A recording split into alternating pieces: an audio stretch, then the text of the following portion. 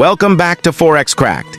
If you're ready to take your trading game to the next level and unlock the secret to consistently winning in Forex, you're in the right place. Today, we're breaking down exactly what separates the consistent winners from the rest.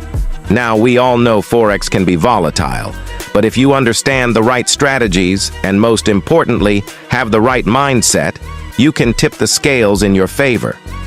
The first secret to consistent success is developing a solid trading plan. You don't just dive in without a strategy.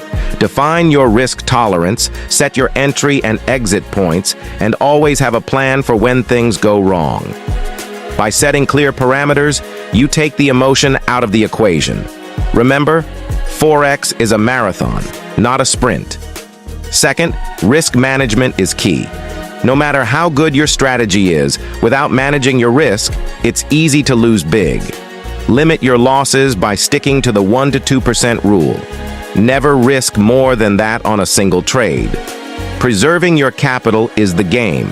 When you protect your downside, you give yourself the chance to capitalize when the big opportunities come. Third, and maybe the most important, is mastering your psychology. Fear and greed are your biggest enemies.